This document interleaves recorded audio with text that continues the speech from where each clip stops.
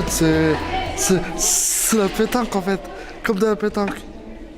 En fait, on a une balle blanche, c'est considéré comme le cochonnet des balles rouges et des balles bleues. Et ça se joue en 4 manches, soit en individuel, soit par paire, ou soit en triplette. Et le but, c'est d'être le plus proche de la balle blanche. Pour que les gens ils comprennent, parce qu'ils ne savent pas forcément ce que c'est, je leur dis plus de la pétanque adaptée. Comme ça, ils comprennent, ils voient un peu plus. Après, certes, j'ai du matériel spécifique en fonction de ma catégorie par rapport à mon handicap. Mais sinon, ça ressemble à la pétanque.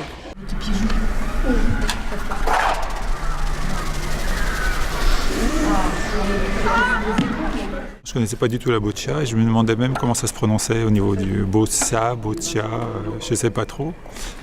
Et donc effectivement, après avoir vu une vidéo sur internet, ça m'a plu, vu qu'on me proposait de découvrir, ça m'a plu de venir en vrai, essayer. Et je crois que c'était la place aujourd'hui pour le faire.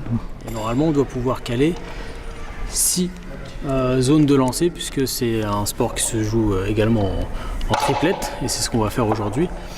Donc on va devoir dessiner 6 cases pour chaque joueur. Voilà. Et après, on va faire une zone en V à l'intérieur du terrain qui délimite la zone où tu dois engager ta balle de boccia, qui est le jack, comme le cochonnet, mais tu dois l'envoyer au-delà de cette zone en V. Ça, voilà, ce qui permet d'ouvrir le jeu déjà à chacun des joueurs. C'est pour ça que le jeu, on l'ouvre un minimum avec cette zone en V, pour pouvoir déjà faire en sorte que le jeu soit accessible à tous.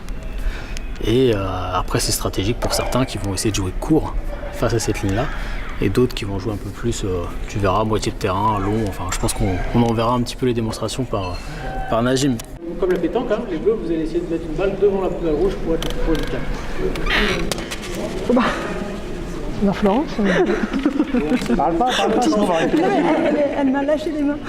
C'est difficile. Ouais, non, moi je en fait, trouve ça difficile. Pour lancer, oui, ouais. moi j'ai tendance à vouloir me lever là. Oui, pour pouvoir mieux viser. Ouais, moi j'ai du mal. Hein. J'ai l'impression que. Ça fait 5 ans que je joue à la boccia dans cette catégorie-là par rapport à la rampe. Je suis en rampe depuis 5 ans. Avant, je jouais avec mes mains, mais vu que mon handicap il a bien évolué, je pouvais plus jouer à la main. Du coup, ils m'ont reclassé dans une autre catégorie. Et ça fait 5 ans que je joue. Je suis en collectif France depuis ouais, pareil, 5 ans. Je suis en collectif France et je peux être amené à partir à l'international. Et j'ai fait 3e au dernier championnat de France. À l'origine, j'ai commencé quand j'étais dans un centre, à l'IM de Richebourg. Au début, j'ai commencé, comme je vous ai dit, donc je pouvais lancer avec mes mains. Et j'ai commencé, je dis, oh tiens, pour passer le temps un peu, pour découvrir un sport, pour m'amuser. Au final, je me suis pris plus que de plaisir en fait. Ah ouais, bravo. C'est impressionnant, ouais. C'est vraiment impressionnant, la précision et tout.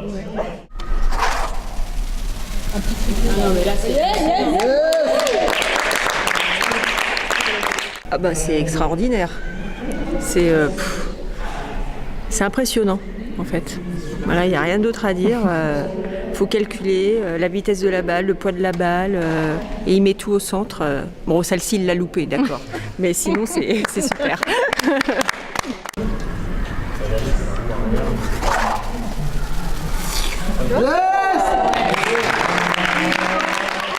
Donc là, clairement, je pense que le jeu, il est de pouvoir écarter la balle bleue.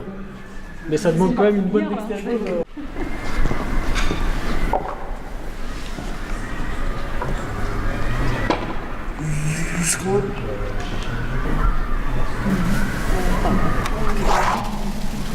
Oh purée. Oh.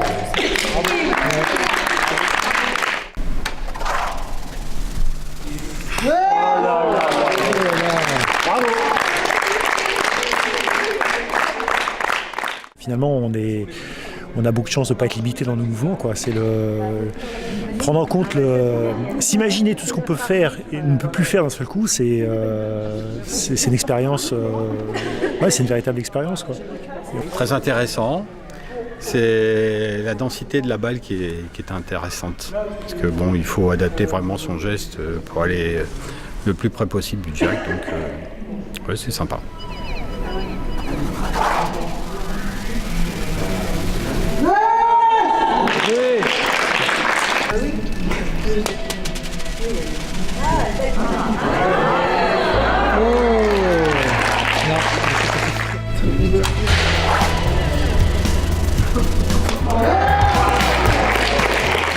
la communication parfois fait aussi que ça peut ralentir la préparation, tout ça.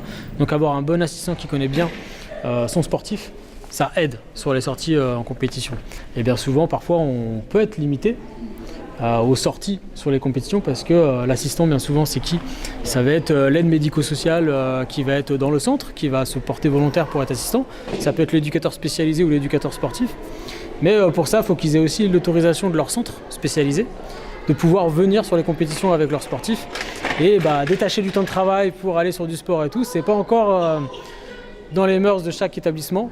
Et voilà, donc on sensibilise aussi à ça pour qu'il y ait plus de sportifs qui puissent venir sur nos compétitions.